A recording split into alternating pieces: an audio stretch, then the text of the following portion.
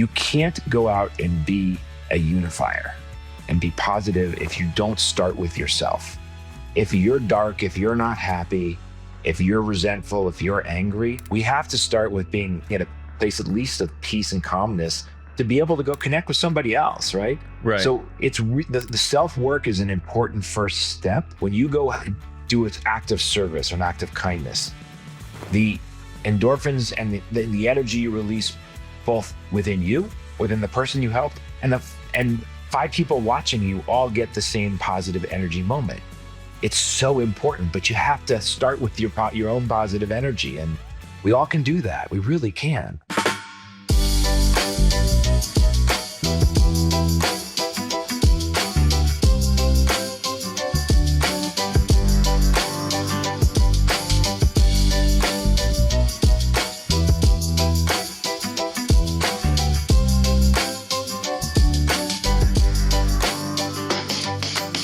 Welcome back to Mic'd Up. I'm your host, Mike DiCioccio, and our guest today is bridging America's divides through storytelling and community projects. With the Sheriff Unity Network spanning 100 counties and the upcoming Unity in Action campaign, he blends C-suite strategy with grassroots compassion. As National Unity Day approaches on December 13th, he's here to share tools and stories to inspire connection and rebuild trust. Welcome to the show, co-founder of Us United, Adam Mizel. Thank you for having me, Mike. And that was an unbelievable introduction. Can I take you everywhere I go? Let's do it. That's great. Let's do it. We were just talking off camera. We're both Yankees fans, so I got a lot of respect and love for you. You got the Mariano Rivera jersey showing off behind you right there. Mo, number 42. 100% unanimous votes in Cooperstown. That was awesome. And you're in Denver right now. I'm in Philly, which is kind of funny because we're out of our normal natural cities that we root for our sports teams. But I'm glad you're here. We're united. It's Us United. And I'm excited to learn a little bit more about that and our audiences as well. And I want everybody to know, if you're new to Adam's story, check it out in the show notes. I got his website linked, everything that he wants us to have clickable. It's right there for you. His social media and the Us United campaigns and everything are there, so you can see what they're up to. But every good story has a great beginning, right? So I want to get us started. What really inspired you, Adam, to launch Us United? Let's start there. Yeah, no problem. And so it's become the mission of my life and many others to try to heal the wounds and the divides in this country. So for me, I took most of my life in the business world. I spent 20 years in New York City in the private equity business.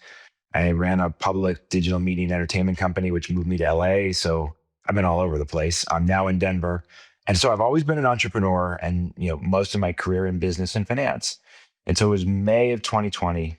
I was watching, the riots on television after George Floyd was killed, screaming at the television, saying that, this is not the country that I love and that I think we all live in, and that I didn't recognize it. And I understood the fury that was happening. And I just was like, we have to figure out how to be better than this, how we heal some of these wounds and how we come together. And I'm screaming at the TV, and my wife is sitting next to me. And fortunately, I've married smarter than myself. And she's like, look, Adam, nobody can hear you. You're yelling at CNN, you're yelling at Donald Trump, you're yelling at everybody. I promise you, none of them hear you. What are you going to do? And it was sort of that epiphany moment where I'm like, you know what? I'm not going back to business to work. If I can't just write another donation check to help someone else do something. Some people like me, backgrounds, experiences, relationships in business and finance, if we don't give our most valuable professional asset, our time, nothing's going to change. And so I said, I don't know what that means. I'm an entrepreneur. I'll figure it out. I'm going on this journey and I'm going to find a way to make a difference. And off I went, and we can talk about that too, but that's how I started this process, and met a lot of people along the way that led to Us United. Well, I think that there's a lot of times, and I've had people on the show talk about great causes. We just recently talked about with the previous guest, LLS, which is now, they just changed their name as well. But we always like to give love to an organization like that where, hey, click the link, you can donate. But a lot of that's like passive. You're not actively on the ground floor seeing the change, doing the thing. And what I loved about what you just said right there is like, you wanted to sign up like, hey, most business people try to not exchange time for money, right? But what you're talking about is like, I need to be, we talked a lot about sports before we started recording, like put me in the game. I need to be on the ground level. I need to build this. I need to see this myself. I need to be the change that I want to see in the world, which is a great quote, but it's not just a mindset. You were actually doing that. And I loved what you said is I'll figure it out, right? Like you got to get started. Anything in business, whether it's a startup or, any venture or something that you're doing that's tied to your heart, like Us United is, you went and you did it yourself. So talk about kind of the first couple iterations. I mean, that was 4 or 5 years ago now. Yeah. So started on that journey, and first I'm in this interesting community of CEOs and chief marketing officers called Patau. Here, there, and they started with friend there created a social justice task force after George Floyd killed to say to people who are in this community, what can we do? And these are companies, they represent companies that are more than half of all marketing spend in America. So like there's a lot of power in that community. That connected me with one of my co-founders, a guy named Ken Wadake Jr., who's known as the free hugs guy. And you'll find iconic imagery of lines of riot police and lines of protesters and my friend Ken in a t-shirt that says free hugs in between them saying, don't kill each other, and literally diffusing incredibly tense situations through that sentiment. I said, Ken, I want to work with you. He said, Adam, you need to come with me and meet the sheriff in Flint, Michigan. And I said, what are you talking about? But I'm like, okay. And so that was almost 5 years ago this month, November 2020, went out to Flint with Ken and Chris, who's our other co-founder. Somehow I missed seeing the video at the time, became really famous right on May 30th of 2020, when he showed up in Flint, Michigan with hundreds of deputies and law enforcement officers to a brewing Black Lives Matter protest. And they were threatening to burn down the police station and all kinds of violence. And Chris showed up and did something incredibly different. Instead of confronting tension with violence, spur of the moment, he took off his body armor, his helmets, his guns. He walked into a very hostile crowd who wanted to kill people like him because they saw that law enforcement had killed George Floyd, and with nothing but a sweatshirt, and basically said, we want to be with y'all. We are not, we agree with you. What happened there should never happen. These officers aren't that. What can we do? And they started chanting, walk with us, walk with us. I remember that. He said, all right, let's walk. Yeah. 3.2 CNN happened to be there. And 3.2 billion people in the next 24 hours saw a sheriff in Flint, Michigan do something that led maybe the only city in America not to burn that night, pretty much, right? Major city. And thousands of people marched for hours arm in arm. And I met Chris. So 5 or 6 months later, he and Ken had a podcast at the time called the Black and Blue Podcast. And for a town hall meeting, I was on their podcast and we hit it off. And I'm like, you know what? You guys have inspired me. Back to, I'll figure out this journey. I said, you've been risking your lives. I've not done that, at least not yet, but I write really good business plans. I was like, I have an idea.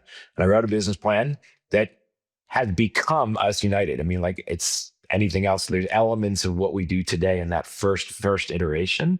Any good startup, you evolve, but we really evolved. And so Us United has probably really been around 3.5, 4 years, and in its evolution of being a movement to build unity in America by giving all of us Americans the tools we need to reunite our country. It is not happening any other way. We know this, right? We know politicians, we know media generally is invested in division. They're from profit, from power. And that is what it is. We, the people, have the power, right? We're still a democratic republic. We still vote. We still have our opinions determined. We're supposed to have the power, right? But it's always, we do. And we do have the power. But what I mean by that is like, there's things that get presented to us. And I really don't get into politics much on this show. And it's not that we can't. It's the show's purpose is so different than that. Right. But I think it is important to have these conversations on something like this. Like you have this movement that you want to make sure people are getting first truth, like the truth, real information, not presented one side or the other, which is really hard to figure out if you're trying to like balance it all out. And then with the government, whether it's right or left or center, wherever it is, says something, it's like, okay, this is what's being said, what's actually happening. There's always the divide between what's said, what's happening. And then you got people doing, like you talked about burning cities down and stuff. To me, I never could get behind that, because to me, it's like, okay, you don't agree with what one person did, and maybe they represent an organization. So I can see you being mad at that, whether it's a police force in that particular city, whatever. But now some dude just spent his whole life building this business, and you're trashing it and you're lighting it on fire. Sure. And I understand you're trying to get attention to say, we don't like what's happening over there. We're just going to do all this crazy stuff. I mean, then it's happening in city to city across the country that weren't directly impacted by that, police force or that police officer. And to me, that I don't get behind, but I do get behind people like peaceful protests. I can totally get behind. And I think everybody should be able to say when they don't agree with something. And if it's, something major like that, I totally get it. But yeah, I don't want to go on too much of a rant here. I like what you're saying is you're trying to almost be like a referee between sides. Like, okay, we want to keep people united, right? You can have difference of opinions, but we don't have to be lighting each other's on fire, our cars on fire, our businesses on fire. One of the things that connects people, whether it's in business, personal, and relationships, are great stories, right? They're connected by storytelling. I just had a great episode about storytelling. It was a 2-part. I had a guest come on, and then she came back on with her new book. It's right here, called Whole Not Perfect, Laura Patak. And she shared a really cool thing about storytelling and how it connects with people at the corporate level and entrepreneurial level. We're talking about unity. So in your opinion, how does storytelling actually foster unity? And can you share a story maybe that comes to top of mind, how it's actually profoundly impacted your movement? Great question. And you're exactly right. Storytelling is critical, because one thing before answering that is, and you alluded to it, unity and what we're doing is not at all about politics. Right. We can't even get to politics if we don't change the culture in our country to value and prioritize unity. And unity is not uniformity. It's not unanimity. It means different. I mean, what's interesting, and we'll talk about this too, I went on a road trip this summer for 2.5 months in a purple and white pickup truck and drove across the country with a film crew, visiting sheriffs in our unity network and thousands of everyday Americans. And I asked every single person this question: what does unity mean to you? Mm-hmm. And what blew me away is every single person answered with some subset of the same 10 or 12 words, which is really interesting, which is important, because you can't fix a problem if you don't define it the same way or understand. So first word I think of, man, is peace, right? There you go. That's a good one. Yeah. That was on the list of ones people use. Respect. Respect is huge. Respect is a really good one. You can't have unity if you don't respect the other person and they don't respect you. Listening, communication, teamwork. I heard golden rule. There's lots of pieces, but fundamentally at its core is we respect each other. We listen to each other. We communicate. We want to find solutions together. We want to find peace. We want to find teamwork. Okay. So start with that. So then to your specific question, a lot of people on the road this summer would say, come up to me, and we talk to people as red as can be imagined and as blue as can be imagined. As you notice, I'm in purple always now. I'm the purple guy, because red and blue make purple. And that's where we need to be. But a common thing I heard from people was, Adam, so-and-so, whether they're red talking about blue or blue talking about red, they don't listen. They just want to tell me I'm wrong and they're right. I don't even know how to talk to people. I want to talk to people. How do I talk to people? And I say a couple things. Say, first, ask questions, listen to the answer. Don't start with, let me tell you why you're wrong.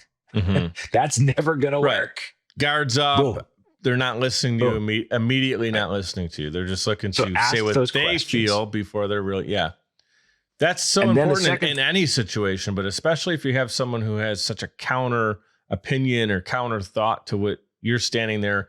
If you're not with MAGA and you're at a MAGA thing, it's like before, like you're saying, before you come at them, just get to understand them, ask a question and really care about the answer, and then talk about whatever that is. Don't just come right back spitting fire. Right. And the talking about it is where the storytelling comes in. Because the second part of what I would say is, when you don't agree with somebody, which is going to on something and you feel strongly about it in particular, again, even if you ask the question and listen to the answer and say, you're wrong, I disagree, again, wall comes down. Tell a story, a personal story on whatever the issue may be that's you've experienced or a friend or a family member or you've seen. Because if I tell you a personal story and experience, you can't tell me I'm wrong. It's my lived experience. By definition, it's not wrong. But someone listening to you might say, boy, I hear how this happened to you or impacted you. I never thought of that because I've never seen that. And if you hear reciprocal, a story from someone who you disagree with about why something's happened to them and why they feel a certain way, you're going to change your mind a little bit too. And if you each, without even admitting it, change your opinion 5 or 10%, well, now we're 20% closer. We're on that path to finding desire for common ground. Again, it doesn't mean we're going to agree, but we're going to start to say, I see why there's nuance or whatever. So a specific the story. word that comes to mind, man, is understanding, right? Unity and understanding is how you get to unity, I think. And without listening, without having your guard down first to allow someone else to lower their guard. But yeah, you got to listen, and don't listen to respond, listen to understand. Totally different thing. And I've learned that actually is a skill, podcasting, doing this over 260 plus times. It's like, in the beginning, I wanted to get out all this great information. Now I just sit back and it's like, what can I learn from Adam? My goal is to give the audience the best value. If they're going to give us 30 to 60 minutes of their time, or even 30 seconds of their time, like, I want to make sure it's super valuable. And I don't do that by getting in the way. I do that by like making sure we get the most out of you, because it's like your hour, right? So talk about when you did that. What were some of the challenges that you did face? I mean, you're driving around in the truck, you're trying to create unity between differing groups of people and thought. I mean, what were some of the challenges right there? What's interesting is it wasn't challenging. One of the things that I was incredibly surprised to find is that the vast majority of people we spoke with do not believe this country is as divided as they hear in politics and media. They're like, it's not. We don't believe it, even those that thought we were incredibly divided didn't want us to be. So 100% of the people I spoke with, and it was completely random, were like, we don't want to be this divided. The majority didn't think we were. Now, there are people, I like to simplistically say there's 15, and surveys back it up, there's 15-ish% of the population on each left and right who are invested in division. Believe in it, believe they're right, everyone else is wrong, don't want compromise, don't want to find that common ground. It's almost a life and death issue. But that means 70% of us don't think that way. And again, I saw 100% of that, and I'm sure there's some element, if you're really extreme, you're not going to see a camera crew and a guy in purple and a pick, like I'm staying away from that. But I had conversations, and so a specific example, deep MAGA, deep liberal, right? And interestingly, there's a common one. This is one of my favorites. In Montana, I spoke with a woman, very deep MAGA, was running a t-shirt stand at a town, festival, selling every aggressive MAGA t-shirt we've all seen in lots of places. And a month later, I'm in Omaha, Nebraska, and in a t-shirt store that's selling every very liberal t-shirt you could imagine, the same kind of wording and message. So like both of those in your face kind of stuff. So women in Montana, we were talking on a lot of things. And to your question of like storytelling, she had brought up immigration, and she's like, look, Adam, I think we need to get rid of immigrants in this country who don't love America the way we all do. I'm like, well, what is it? That makes sense as a statement, but what does that mean to you? She's like, give me an example of who you're thinking of. She said, Arabs. I said, all Arabs? She said, Arabs. They don't love America the way we do. They don't belong here. And I said, okay, let me tell you a story. My name is Misty. I said, I spent a lot of time in Michigan. My co-founder is from Flint in Genesee County, and he's actually running for governor in Michigan now. And so I said, first of all, did you know that the largest Arab American population in the country is in Dearborn Heights and Hamtramck and Dearborn, Michigan? Like, no, didn't know that. I said, okay. Did you know in the last election that basically that vote was almost split 50-50 between Harris and Trump. That community, almost half, just under half the people voted for Trump. And so Harris won it by a little, but it's very close. And she was looked at me shocked, like, I had no idea. Mhm. So let me tell you one more story. I said, this is the important one. I went to a fundraiser. A candidate was running for reelection for city council in Dearborn Heights, was announcing his reelection. There was a restaurant, a couple hundred people, almost everyone there being Arab American. I said, before that fundraiser started, they all stood up and sang the national anthem. I said, Missy, I've been to lots of fundraisers and lots of white people. Never in my life have I seen Haven't that. seen that, yeah. And she looked at me, she said, you know what? I'm shocked. I'm changing my opinion. It's not as simple as I just said. Right. And I said, that's amazing. Thank you. And then there's things there's a lot of things she taught me that the longer story. Similar. I'm in this t-shirt shop in Omaha. This young kid in his early 20s. I mean, pretty aggressive liberal t-shirts. I'm like, how does it work? He's like, oh yeah, people walk in here all the time because it's Omaha, Nebraska, like get really upset by our t-shirts. And he's like, he said, I don't think that's always a bad thing because we then end up in a conversation because he's like, I asked them why, and we start talking and we find out we're not as different as we think. So he's like, I think selling these t-shirts, though they might offend some people, they actually have spurred conversation that have brought us together. I said, okay, interesting. So so it's not difficult because in the end, Americans want us to be together. And that's what I saw. And that's what made the trip not challenging in that way. There's other challenging things, but that was really inspiring for me. I'll say maybe I was naive. Maybe when I was younger, my antennas weren't up as much for this stuff.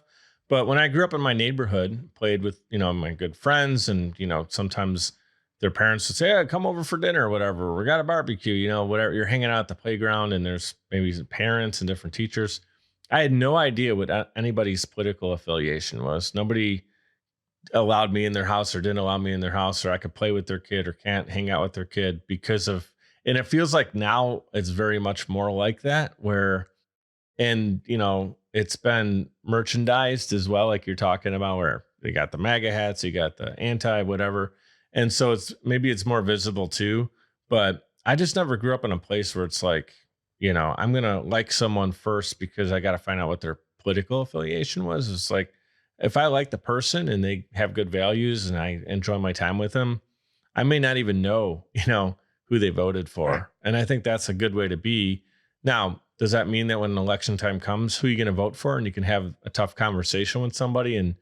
But I think as long as you have that conversation with an idea that you want to have an understanding, and then also respect their decision. If they're coming to the table with some facts and reasons and stories that build them to make a decision and they feel like that's the educated decision, respect it. You said one of the key 12 or 13 words that came up was respect when people defined what they're looking for in unity, right? Or what they expect with unity, like respect, understanding. I think that, that's healthy. Now we're talking healthy. We're not saying this one guy did one thing, so everybody that looks like him or, this woman with the Muslim situation, like one Muslim does something bad and, I was there and witnessed it. So now I'm throwing out everybody. I hate the saying, but they say like, don't throw out the baby with the bath water, right? Is that what it is? Right. Terrible like thing, but it's a saying that makes sense because it's an example like Misty needed to learn. Right. Talk about a little, like we got a lot of things you can get into. The Sheriff Unity Network. I mentioned at the top of the show, 100 counties. What would you say has been kind of the most surprising outcome with that, with your efforts? What's amazing, like probably most Americans 5 years ago, I didn't really know what a sheriff was until I met my partner and good friend, Chris Swanson, because it just isn't in the consciousness, right? And so as we've done more work with sheriffs, and I'll come back to what it is in a second, realize that sheriffs do an incredible amount of bridge building, community building, unity work every day, and no one appreciates it. So if you back up, what's a sheriff? There's 3,086 of them in the country, almost every county. There's only Answer 3 this for states. me. Like I didn't that's bigger number than I thought. But in each community, so let's say like I mentioned at the top, or actually before we even recorded, that I'm originally from West Seneca, New York, right?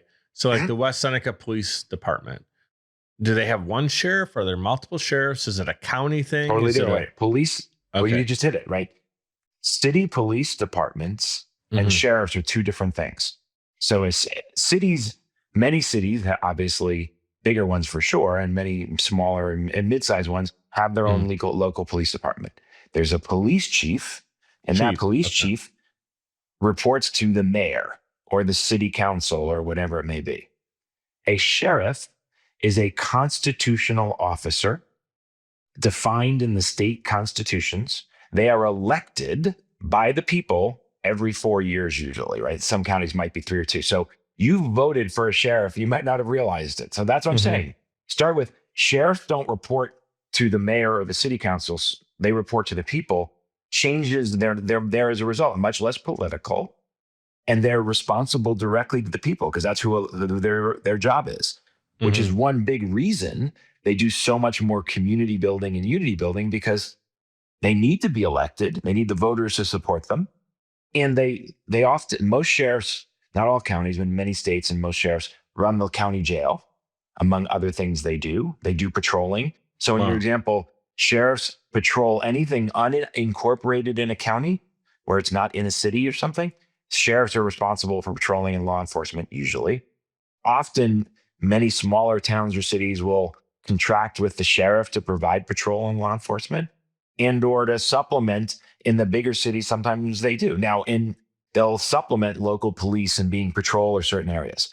Now, take New York City. Actually, the sheriff in New York City is not elected; he's appointed.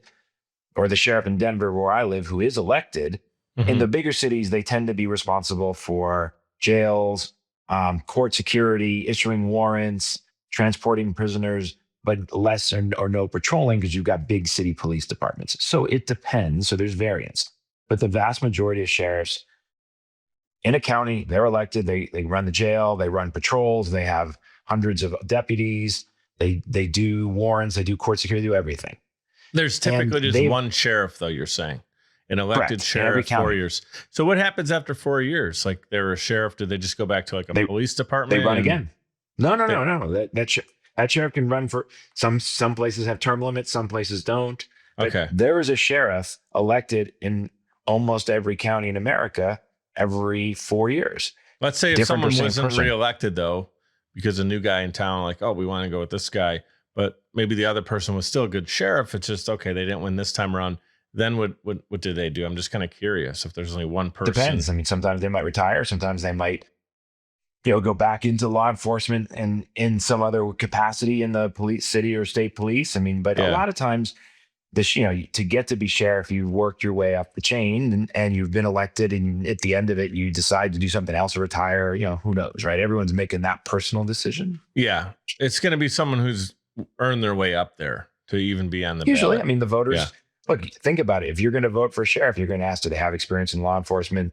How do they approach law enforcement? How do they approach all kinds of things? Hmm. But one of the most powerful things, Sheriff Darren Hall in Davidson County, which is where Nashville is in Tennessee, he described it in a very thoughtful way. He said, look, Adam, we arrest people. Of course we do. We're law enforcement. He said, Hmm. but my job really is to arrest the problems in our society.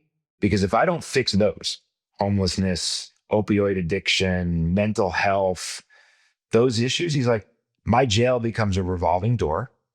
My community is not going to get safer because the same people are going to come in and out committing crimes because they're not getting cured and healed. He's like, our job, ultimately, we're on the front line of really trying to address the challenges in our society. But the ones people don't realize is sheriffs are the biggest providers of mental health services in the country. Wow. I mean, I would have if you never think guessed about that. it, Yeah. makes sense. They're running the jails. 60 to 80% of the people in jails today, and jails are different than prisons, and I've learned that too. But jails, which are the local county jails, is where everyone goes before their trial, and then they may go to state prison or federal prison. They may not. But most people in jail today have some combination of one or both of mental health or opioid addiction issues, and usually both, right? So Mhm. if you're a sheriff, if you don't, while they're in your jail, address both addiction and mental health, you're not making any progress. That person either gets out of jail for whatever reason and goes back to the community with those same issues, which means they're just going to be back in jail within a It's just couple a days or a couple yeah weeks, or they're in a cycle. system in which they're just never going to get better. So Mhm. sheriffs are like, they're hiring mental health professionals, they're building programs, they're building drug treatment programs. That's critical. So we back to them, we said, when we look at all that work and what they're doing, they are every day on the front lines across America trying to bring their communities together to help people in their jails, support their communities to make them safer, make sure they're taking care of people when they get out of jail, making sure those communities are communicating and that they feel connected, which helps reduce crime. Well, what's unity? Well, there you go. I mean, it starts right there. And so we looked at it and said, hey, we can work with these sheriffs and they become our national ground force, for lack of a better word, to do all kinds of events, programs, content, storytelling, connection with people on unity. So when we do the on National Unity Day, how we got to that, another story, That's but it's December also 13th, right? December 13th. It's the Okay. second Saturday of every year in December Okay. on the National Day calendar. So like it's actually on the National Day Yeah. calendar, like it's an official thing. But we picked that day because the first thing way back 5 years ago when I met Chris Swanson, we created a holiday spectacular.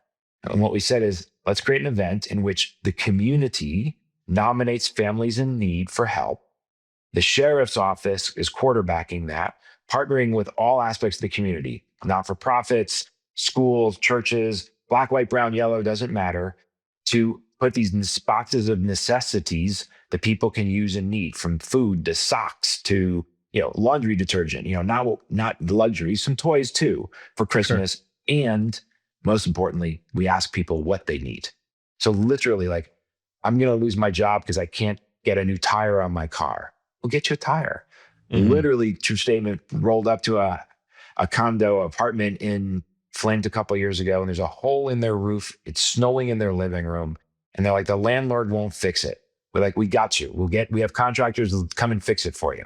Literally, a woman who's probably was 67, 68, skin and bones in chemotherapy, living in her home alone, no hot water heater, it's broken. She's taking cold showers in December in Michigan Yeah. after Already chemotherapy. super Said, hell fragile. Yeah. no. Yeah. We buy her a water heater and the police install it, right? Here you That's go, and man. You're sharing these stories. This is the you want to understand what National Unity Day is? Here it is, man. right, Adam's laying it out for us. right. So share some of the longer term impact. I know it's only been a few years you're doing this. I love that you got sheriff buy-in. What do we say? 100 counties, which is And growing. I mean, yeah. there's, well, hopefully one day 3,086 counties, but Right. for now, How we're many people growing do it. you have on your team though? I know you're grassroots, like you're literally doing the one going from county to county Yeah. and phone call to phone call. Yeah, we have a good core, 7, 8 people between full-time and sort of, Sure. I'm gonna call them Operationally agencies though, we work with. there's a handful, 6, 7, 8 people. Six, Yeah, I mean, 7. I just did 6, 7 for the first time on the show. careful. I gotta tell my 10-year-old daughter. She'll think I'm cool for 5 seconds, but 5, you're doing well. yeah. I got us tickets tonight to go see the Zootopia 2 movie that just came out. Oh, I fun. think it comes out today, and we got Yeah. seats 6 and 7. So I sent her a picture of it, and she was laughing. So all right, I digress. National Unity Day. Let's go Yeah. big picture here, man. So like, what is your big vision for this? Let's say 10 years from now. Well, 10 years from now, I mean, sure. I mean, one, to what you said, I would hope on 10 years from now, or much quicker than that, every county in America on National Unity Day has a holiday spectacular. That's Mhm. one. 2, it becomes the day. This year's campaign is Make the Call. We sit there and say almost every American has a family member or a friend we're not talking with or we're speaking a lot less to because of politics, right? So, hey, here's your excuse on National Unity Day. Pick up the phone, make the call to that person. You don't have to agree, but you shouldn't lose a friendship. You shouldn't be not talking to a cousin or an aunt or a friend from high school because of politics. There's nobody in office worried about you not talking to each other. That's Mhm. silly. Build that relationship. You have an excuse to call them. and share what you did and what happened on social media, not because we're nosy, but because that's how we change the culture and the dialogue. Because if Mhm. we can, this year, maybe there's hundreds or thousands of people who do that. In 10 years, maybe there's hundreds of millions of people who do that. And we'll have other campaigns, right, around that. But so for National Unity Day, I want it to become the day a year where people step back and say, what can I do to build community? I may volunteer at Holly Spectacular. I may make a phone call, whatever that may be. We've engaged those people and they're taking their moment to think about the community they live in and how they make it a better place. And if we do that, we're changing our culture.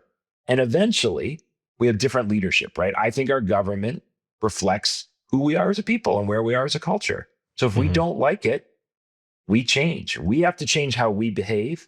Mhm. We have to engage. I think the biggest challenge, the thing I heard also on our road trip is from everything was one, we need hope. We really need hope Yeah, that's because we huge. don't see the positive stories. Like they're like, Adam, you're hope. You showed up in a purple and white pickup truck. Like, what are you doing? You're crazy, but this is hopeful. I'm like, okay. And I'm Mhm. sharing stories that people feel similarly. But the other thing people really, I also heard a lot is, what can I do on one person? It's too big for me. No, it's not. Right. Because You can if change one everybody, person's life. Let's start with that. One person at a right, time. if we all just posted one positive thing that we did or we saw someone do in our communities that built bridges, we shared that once a week in social media, we changed the algorithm. That's the next campaign we're going to do, change Mhm. the algorithm, right? Ooh, I like And that. that's why it's not too big. Just like one vote matters. If every week we did one positive post, we change the algorithm, we engage because Mhm. we all have to stay engaged. We don't have to be crazy like me and be traveling around and Yeah, like building a 60 movement for hours, you're unity. like dedicating like your entire, Yeah. day and livelihood to it, where you're just saying, hey, at a minimum on, National Unity Day, think of something cool you can do and post about it. So you're showing, and Mhm. then you can impact or inspire a second person to do it. Now, you said you're only one person, you can only do so much. Cool. But now you post it, you inspired another person. Now there's two people because they reflected off of you. It's like a mirror image, but now you're growing and growing and growing. And then eventually, you know what I think of is there's a science experiment. I think it's a Japanese scientist. I always forget the name of the person, but they were doing a science experiment where it's all about energy. Do you ever see this? Where there's like ice and crystallization, basically Mhm. like a snowflake. You see how a snowflake is a beautiful crystal, but if there's this like water that's freezing and there's negative energy, like you literally are talking negative to it, you're thinking negative thoughts, and you're around this energy, it corrodes, it gets gross, it kind of blackens. And then when you have positive energy and peace and you're happy, it's like beautiful, clear, crystal clear. It's amazing. And our Mhm. body is what, like 75% water or more? Who knows what the 90, actual number is? 90, we 90%. figured out. Yeah. And so think of what our energy is. We're all energy. It's exactly what a human is we're, Mhm. moving, living energy.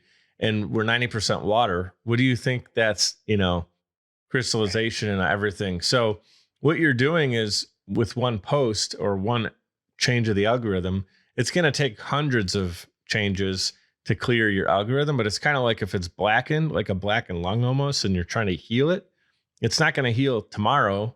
But if you quit smoking, whatever, over a period of time with the right daily habits, positivity, doing good, helping your neighbor out with no expectation of anything in return, like you do these small things and it's big gains over time. Um, I love that, man. That's one of my favorite things, moments on the show. And 5+ years of doing the show is, thinking about not just National Unity Day being a one day, because it's important to have it on a calendar so people can plan for it and have this really cool holiday moment that you're Right. talking about. But the idea of make one impact, have someone see this, and now they want to go and do the same thing. And it's a, domino effect. Look, social media, everyone likes to complain appropriately that it's a big reason we're as divided as we are because with that anonymity and people can be incredibly negative and polarizing. And most people I spoke with and said that whether they were 18 or 80, and they also said they ignore it, but it still penetrates. It's still that negative energy. Social Mhm. media can be a positive force and a force for good change. the way Right. you just described and I just described. That's a start, right? That's a Mhm. huge start. And you said something really important, and I think it needs to be highlighted. You can't go out and be a unifier and be positive if you don't start with yourself. If you're dark, if you're not happy, if Mhm. you're resentful, if you're angry, and all of us get that way. Look, I have my days, you do, you have your days, we have our moments. But if we can't heal ourselves at least a little bit, and I am not saying we're all going to get to perfect happiness. That's a journey of life, but we have to start with being for life, we're unifying with ourselves and being at a place at least of peace and calmness to be able to go connect with somebody else, right? Right. So the self work is an important first step. Then take it out, as we were just talking, and calling that person, sharing what you did, posting a positive story, helping somebody. I mean, there's a lot of Right. scientific analysis that'll show when you go do an act of service or an act of kindness, the endorphins and the energy you release both within you, within the person you helped, and five people watching you all get the same positive energy moment. It's Yeah. so important, but you have to start with your own positive energy, and we all can do that. We really can. That's a mic drop moment right there. All right. The endorphins, the positive energy that you get when you help someone, again, with no expectation of it in return, you're going to feel great. That person feels great. You're making an impact. And the 1, 2, 3, maybe 5 people that might witness that small act of kindness, again, it doesn't have to be monetary. It could be you just being nice, being kind at a store. I talk about this a lot at the end of the episodes. Like I always say, be great, be grateful, and I've added be kind, and that's a freebie. Like, that's just all 3 of those are, you know, um, it's our attitude towards what we do. It's right. It's the reflection on what we appreciate and gratitude. And then being kind is free, just being a nice person, ending a call with a little extra love, writing an email with a little more grace, whatever it might be, being nicer to your team members genuinely, not because you're trying to schmooze or whatever it might be in your relationships, like just adding a little bit extra kindness in there. And now that person likely is going to go back, you improve their mood, and now their improved mood is going to impact other people who are now in their world to see the rest of that day. So Right. one of my favorite things we talked about in this conversation is how that impact spreads in a good way. Yep.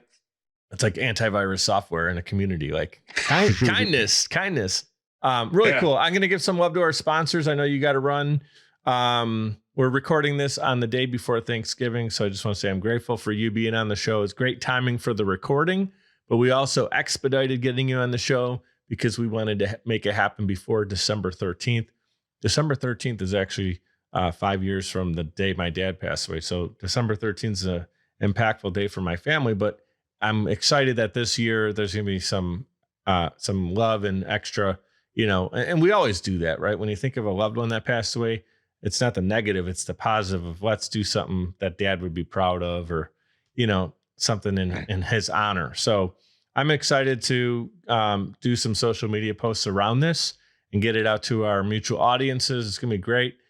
Before I let you run, I want to remind our audience the reason we get to do this podcast is thanks to our sponsor, my podcast agency, Social Chameleon. You can visit them at socialchameleon.us. You press record, we handle the rest. It's podcasting done for you. And in particular, who we like to work with are B2Bs, inspiring entrepreneurs, companies, startups that have a lot of great things, similar to Us United, that they're promoting in the world. So check out socialchameleon.us. You press record, we handle the rest. We're also recording this right now on Riverside in Denver and in Philly. Adam and I are connected through riverside.fm, where you can get high quality audio and video for podcasting as well. Content creators, if you're looking for a great way to record on the fly and get high quality, that's the way to do it. Riverside.fm. And the audio of this episode, so if you're tuning in on Apple or Spotify or any of the audio players, we get that there through libsyn.com, libsyn.com. They've been around for like 15 or 20 years now. Great customer service, which we rarely need because it's a great service for us to get our podcasts out to the world. So I had a lightning round prepared, but unfortunately, we don't have time for that. But I do have time for you to put a big, holiday bow on this, Christmas bow on this episode, kind of a big hug, if you will, to our audience right now, what's something that you want to leave with them for them to think and maybe to take action on? Well, I think you hit it. One, being grateful and thankful is incredibly important. Um, Hmm. and one, two, as we said, work on yourself, being positive, being at peace, and understand that you can do this. You can make a difference. We all can. We like to say one voice is loud and millions are a movement. That's the truth. I'm doing all that I'm doing, as are my partners and everyone involved, because we believe America is great. We believe that we can elevate ourselves by coming together, wanting to solve our problems. You have to stay engaged with that. You can't be disgusted and say it's too big for me. It's not. We can all do this. And um, hopefully my enthusiasm came through for It that. it And absolutely did. yeah, make the call on December the 13th, change the algorithm, Yeah. do it. You can. I just thought about like our country is literally called the United States. Like we're Right. united. America is all like what makes us a great country is freedom and unity. And when we get away from that, we're no better than countries that are constantly in battle, constantly in war. And it's like, and I know we've had our fair share of that too, but we're usually getting involved because we want the greater outcome to be peace at the end of it all, right? And so peace, understanding, unity, a lot of keywords in this conversation. You got me thinking like, again, domino effect. Just start with one small act of kindness. And it doesn't have to stop there. Do something big too around the holidays. Bring a gift to someone who might need it. You mentioned the person who, they're struggling to get to work because of something with their vehicle or something. It's like, maybe you can help them. Just don't ask for anything in return. Just go Right. help someone out. Um, I'm a believer, so I feel it's always for him through him anyways. And like that's what unity is about as well in our communities. And you talked about the sheriffs, everybody connecting through like, from one county to the next, and the sheriffs are kind of the points of contact, right?